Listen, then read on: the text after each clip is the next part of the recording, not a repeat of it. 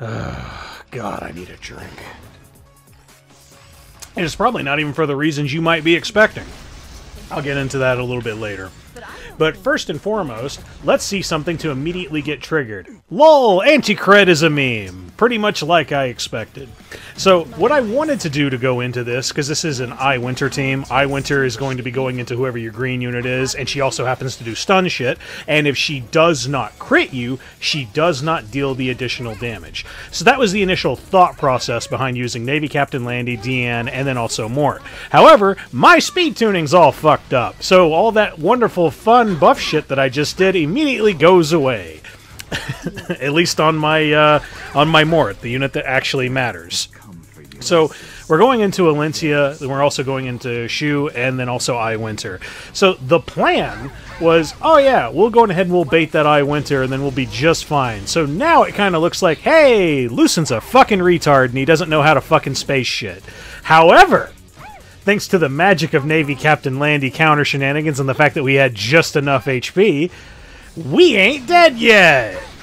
Boy, I'm a fucking genius. Well, no, not really. I'm just really, really lucky. So we were able to weather this first initial storm because the Alencia is only going to go into Diene. Diene has crit resist, which is also a fucking meme. It continues to not work. And she's also going to have a fairly decent barrier, not going to be absolutely destroyed by the Choux or any of that other jazz. So here's where we immediately make another mistake. Guess what? The crit resist works on the right. So because we don't crit on Mort, we don't access Ancient Dragon's Legacy or any of the other shenanigans that is Mort's S2. However, thankfully for us, Navy Captain Landy is a very, very fair and balanced fucking unit. Thankfully that we were able to roll lots of high-rolling S1, S2 salvo shenanigans. This is a victory that absolutely, under any fucking circumstances, did not need to exist. But you know what? I'll go ahead and I'll fucking take it. Thanks, Navy Captain Landy. You are the bastion of hope for Epic 7's community and all of its retarded players like myself. I deserve this win. 100%. 07 in the chat, boys and girls.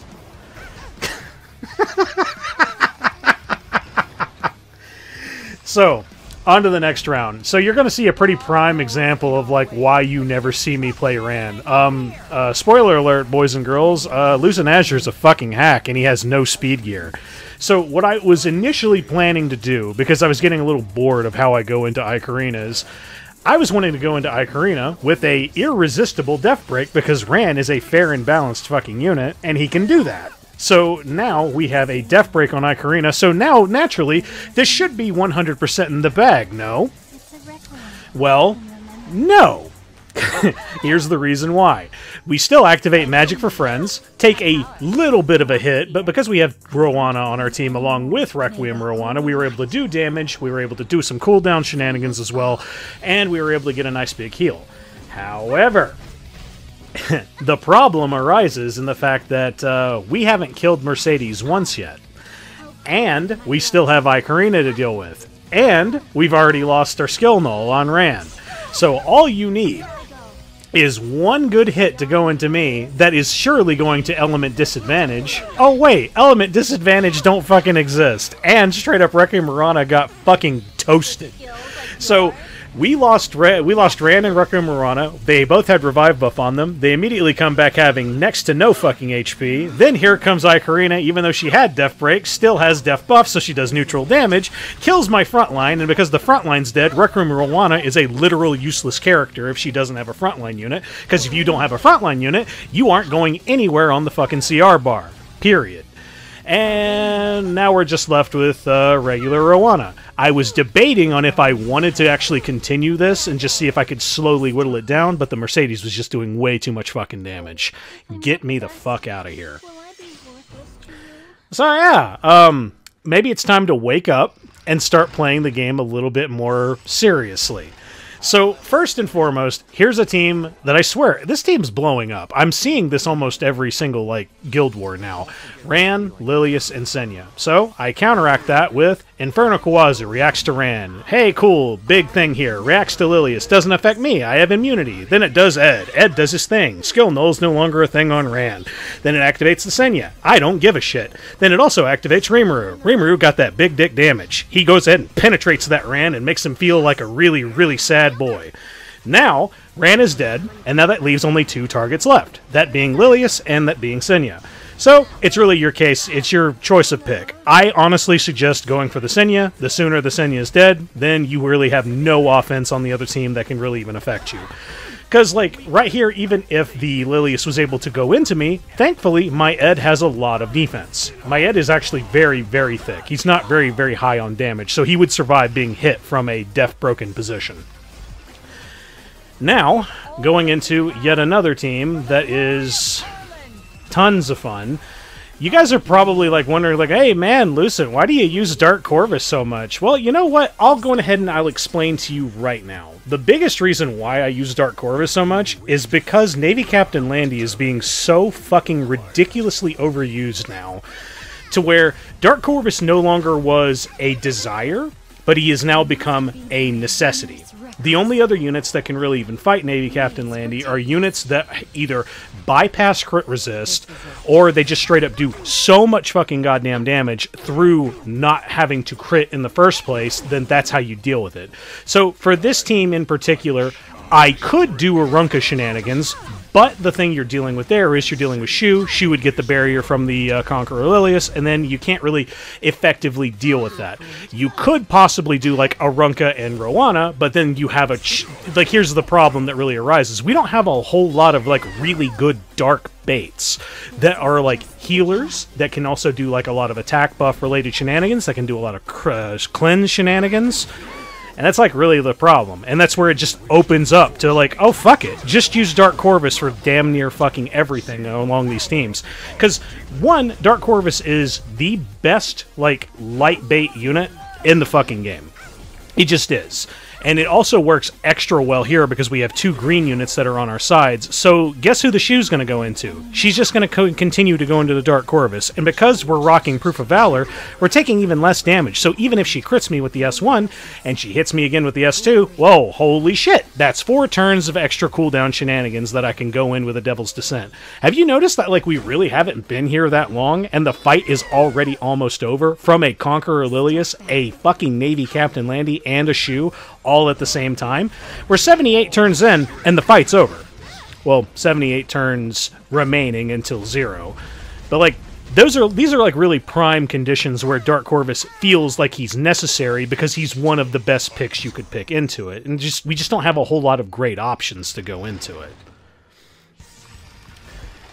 Oh, goody. So here's like a rare example of where you can use things like Hwayoung and Midnight Gala Lilias at the same fucking time. So, because we're going into a big boy HP scaler, we're going to do max damage. Max damage for me is 28,000 damage. So, hey, unless you're rocking 30k, you're not going to survive that. Sucks for you. And then we also have a Rimuru on the team as well. He's going to go into the Krau. And right here is where there was a small mistake. And this is where, like, using Midnight Gala Lilias against Rimuru kind of sucks. Sure, I was able to do big damage here, but if you happen to see right there on that Roana, I can't go into the Roana with the S3 from Hwayoung. The reason why is because she has damage limit, because it was stolen from the Rimuru going into the Midnight Gala Lilias. Kinda sucks dick, because now we're able to go in this way, easy one tap, but she has revive buff now, so we're basically just wasting our time. So if you didn't have the revive buff stolen from you in that particular moment, we would actually already be done right now. But thankfully, hey, it was still pretty quick because the S1 from Midnight Gala Lilias is still pretty goddamn strong. Now, going into a Belian team, because Belian is just the oh-so best fucking unit ever. I fucking love fighting this menagerie of tank shit. So it's Belian, Senya, and then ae-KARINA. Pretty much 3 of my favorite fucking tanks in the game to fight. But the big thing in general is we do not know if the Belian is on injury. That's the real kind of lose condition that we have. So this is why I brought Shuna with me. Shuna's there to basically test the effect res of the whole team. If I'm able to put them asleep, well, hey, game over. And then also she's going to be baiting any and all hits going into her from the ae-KARINA, because like anytime you can kind of spread the damage out where the ae-KARINA does and where the other units do, it's just really great. So here we've already skipped one turn from Belian, so we still actually don't know if she's on injury. Spoiler alert, she's not on injury, but we don't know that yet. So I'm still prepping for the worst case scenario of dealing with injury, which anytime you can just delay any and all hits that'll go into you from a Belian injury standpoint, just the better. And straight up, we still don't even break barrier on our Krau because our ability to take like just AoE attacks is so crazy. I'm positive this actually does not break my barrier. Yep, still doesn't. So right here, I'm still unsure if the Belian is or is not on injury, but I mean, I do know it now in post that she's not. And whenever we get to Shuna's turn, that's when we'll know 100% if we're actually good to go. So like this is where like the new LRK, well, it's not really new, but if you use him with like Tywin's artifact and just, you know, going into Belian, fucking, like, Last Rider Krau is absolutely insane. And right there was absolute confirmation. Okay, cool. Not on injury because she just counterattacked it while going into her. So that basically means, okay, cool. I'm just going to continue to go into you willy-nilly until I know I have my S3 back from my Krau, because I do not have Soul Burn on Krau. However, it doesn't fucking matter. The reason it doesn't matter is because we're getting hit with so many fucking AoEs that just, hey, we'll just have it back even, like, as if we soul burned in the first place. Feels fucking great, man. So, now that we've taken care of the ae-KARINA already, which, hey, wonderful bonus benefit of all this, and the fact that we're dealing damage, which isn't a crit, doesn't need to be crit, is basically just kind of penetrating kind of flat damage. It's just a matter of time until we win. Isn't that just fucking swell? So, what we're going to do now, because we're just fucking with the opponent at this point, we're going to see if we can manage to get a Last Rider Krau S3 as the final hit, because the Belian could very, very easily die from any of my healers. So that's really the only reason why you're seeing me use S3s and shit right here, is because I'm honestly fucking with him. If you ever know 100% that a Belian is not on injury set, she is free to LRK and Roana. Just those two together. Period. Just those two. You will utterly fucking destroy that team. The only thing you have to remember is you have to try and keep the Belian alive. Don't try to kill the Belian too quick, because that's your means of damage on your LRK. I've made that mistake before in the past. And with that being said, boys and girls, that's the Guild War UwU. So yeah, you remember whenever I was talking about, like, oh yeah, I need to get myself a fucking drink. Well, the reason as to why is just today, on this so wonderful fucking Thursday, I got hacked on fucking Steam. So yeah, I got a message from some fucker I don't ever really talk to or I don't ever hear from again, but because I'm such a nice guy, I'll click on his link to go and like, hey, yeah, I'll help you out, bro.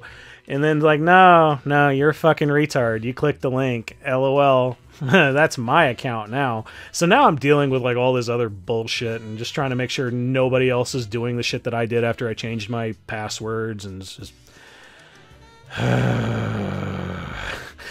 what a way to just, like, you know, ruin your fucking evening. I can't possibly think of any other event that could possibly ruin my evening in Epic 7 of all things. Could you guys possibly think of something, considering I play nothing but like turn 2 and turn 2 standard tank down, that kind of shenanigans? It's like, surely SG isn't going to release a unit out of fucking nowhere that'll just come out of nowhere and just utterly decimate turn 2 pretty much forever, unless you have a certain unit.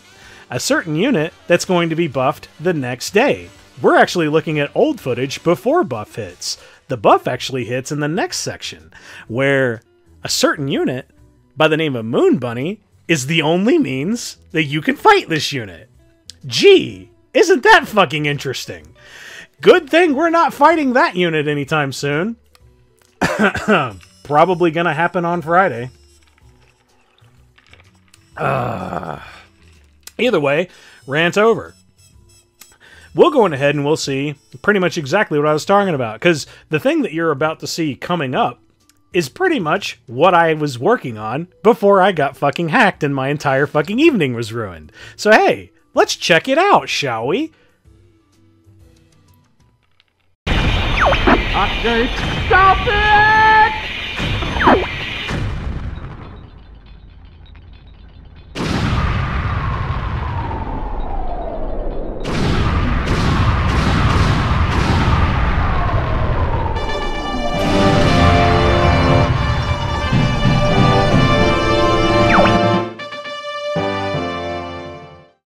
Well, shit, maybe I'm overreacting. I don't know. We'll see. We'll see what happens on Friday. But either way, here comes the other Guild War. Hoorah! And looky-loo, it's Ran, Lilias, and Senya. Well, let's just do that same team that we were working on before. What could possibly go wrong? Oh, shit. Okay, so right here is the first time I'm actually seeing somebody rocking the EE for Lilias where she boosts herself up on the CR bar. Now, because of that, I was actually a little bit worried. However, the Ran didn't hit her Rimuru, and we have a lot of tankiness on our Ed. So, thankfully for us, that one hit that Lilias was able to get in didn't really do shit. Like, yeah, sure, she was borrowing the attack stat from the Senya, but thankfully for the fact that I didn't have Death Break on my Rimuru, and my Ed is thick, we're able to just order of operations our way out. And this was buffed Khawazu, by the way. I'm actually not sure how I feel about his increased burn detonation damage. That literally looked exactly the fucking same to me. So, whatever. We'll look at more in the future. And oh no, look, it's LucentAzure using fucking Dark Corvus again. Well, there's a reason for that. Basically, the biggest reason for it is, well, okay, for starters, there is another method that we could fight this with. We could fight this with Arunca if we so desired. However, we're not going into, say, like, Arrowell, it's going into Conqueror Lilias, and it just doesn't feel safe to me. And also, this was like another prior example of like one of my other recent matches where I think I was trying to showcase using Dark Corvus and then another unit and then another. I think this is when I was trying to make Midnight Gala Lilias work, and then I also had Dark Corvus with me. But like, this is just a prime example of if you want to make fighting any light cancer free, just use Dark Corvus. Like, this is where it really sucks because he is an ML5. Sure, he's a Season 1 ML5, but it really, really does suck to kind of like look at this kind of shit and then you just kind of say, oh yeah, just use Dark Corvus. Oh, you don't have Dark Corvus? Oh, well, fuck. I guess you just have to, like, you know, gamble a little bit, because even if you were using something like Midnight Gala Lilias here, oh, what if the fucking, the Navy Captain Landy just goes absolutely fucking apeshit on you with a bunch of, like, S1, S2 salvos or whatever? He's like, well, hopefully you have Roana with you to go ahead and, you know, heal up any of that. But, hey, straight up, all that we had left was Conqueror Lilias there. We're just going to edit to the front here, because, hey, as soon as you take down the 2 damage dealers with your Dark Corvus, the Conqueror Lilias literally can't do anything to you. Hooray! Moving on. So here is my first time actually fighting Midnight Gala Lilias on defense. And it was right here that I really kind of noticed, oh, you don't do big damage against Death Scalers, because Death Scalers don't have a lot of HP. Hence, case in point, oh, let's just bring Aria. Now, the reason why this works in comparison to fighting something like, say, Senya has like a fairly decent amount of HP. She also has crit resist on her, you know, shit like that. So you're pretty much guaranteed to either miss or you're going to like not crit her. So then you end up taking extra damage onto yourself. I've done that in the past where I've used Aria and it was just a fucking mess. It was like a 15-minute fight or some shit, and it just felt bad to do. But here in this situation, the only green unit we're going into has piss terrible fucking HP. Like, it's just terrible. So you're probably going to be hitting that max threshold of damage via damage limit with any hit that you deal. So The big thing that she's going to want is like barriers, which she only gets one little barrier from the ae-KARINA. The ae-KARINA is not doing enough damage because thankfully for us we have Armin here with us who also has Aureus. Aureus is going to be able to tank some of that damage from a single target unit down, as well as sharing the damage via Aureus and Shazam. Via the oh-so-wonderful counterattacks that have been going into Aria, we have already killed the two really big damage-dealing threats, that being Zio and Midnight Gala Lilias, and all you have left is ae-KARINA. So now that ae-KARINA is by herself, and after this turn going to be buffless, she is quite literally fucking useless. Like, the big thing that makes ae-KARINA such an annoying bitch to deal with is because she's always on teams that have a whole bunch of fucking weak shit that can survive like one big AoE attack, and then she'll like, you know, zoom up the CR bar and then also give herself defense buff and then give a barrier to the whole team. So that's kind of what makes her really annoying to fight.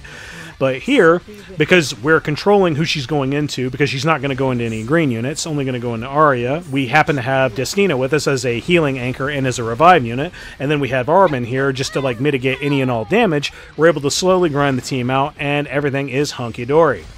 Now, here is where I attempt to try and use Moon Bunny. I generally had the right idea.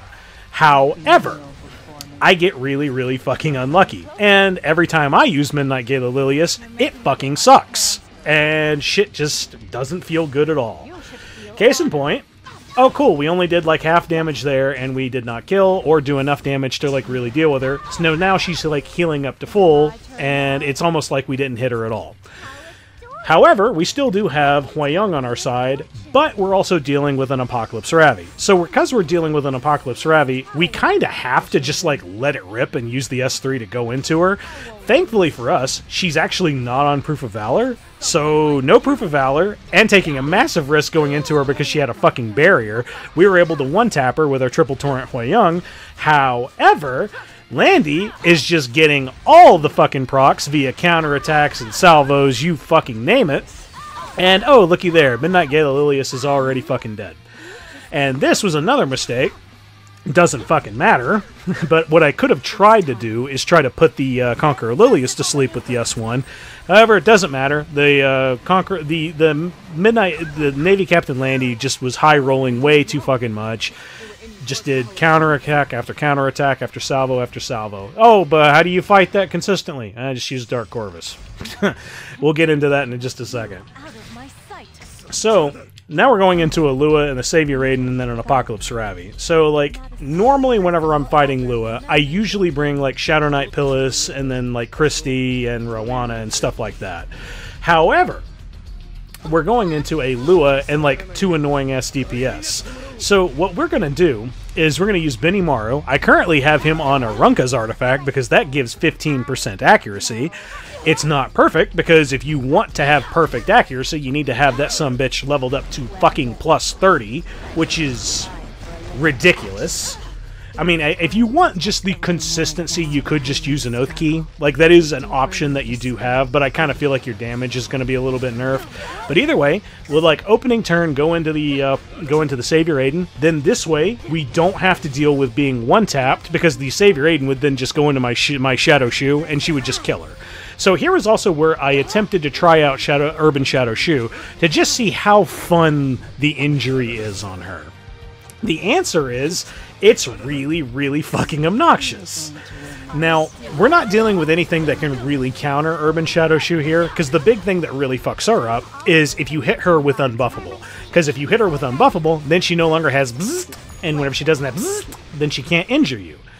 And we were able to just kind of throw that away. Now, if we did not kill with the S3 right there, we would have done a metric fucking shitload of additional damage, and then we would have seen some really, really fun numbers. However, we did not. Now, we're going into a Remnant Violet, Navy Captain Landy, and an Urban, and a, wow, I'm really fucked up now, a Conqueror Lilias.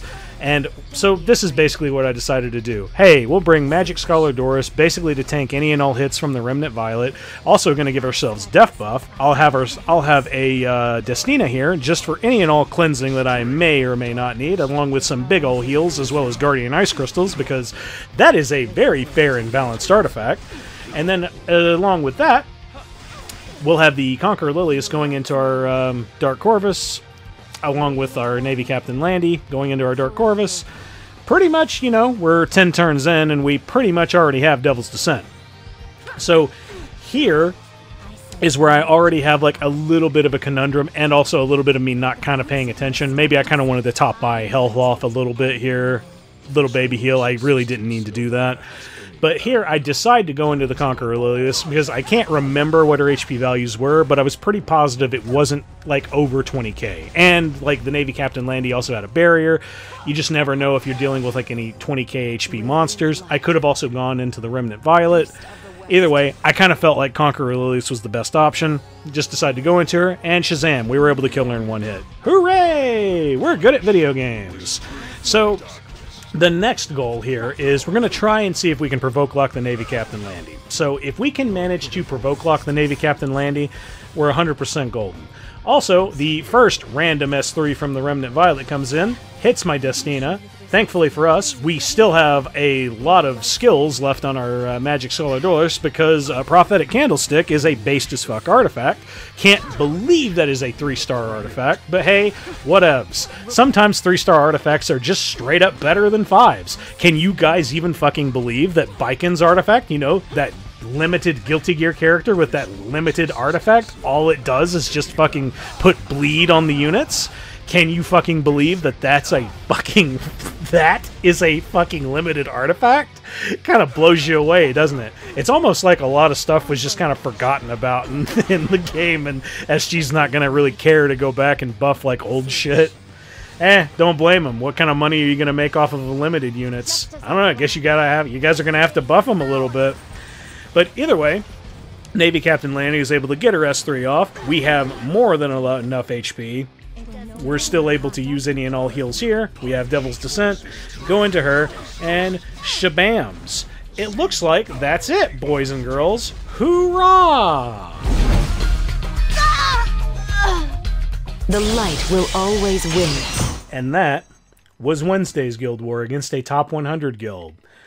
Boy, I'll tell you what, I can't wait for Friday. The reason why I can't wait for Friday is because I just know there's going to be some knockwall in the Friday Guild Wars. I just know it. Now, I attempted to try and build her, but like honestly, it just doesn't feel good. Like, because here's the big thing with knockwall is just a matter of like, hey, do you have 300 speed? Oh, you don't? Well, fuck you then. And I really hate to like be that like simplistic and stupid about it. But that's really kind of the situation that you're in. Like, if you want to, like, put as much, like, you don't want that ridiculous layer of speed to it as possible, I guess the highest you can realistically go if you do not have a lot of speed gear is to possibly hit maybe 270, because I see a lot of AOLs either in the 250 or 260 ranges.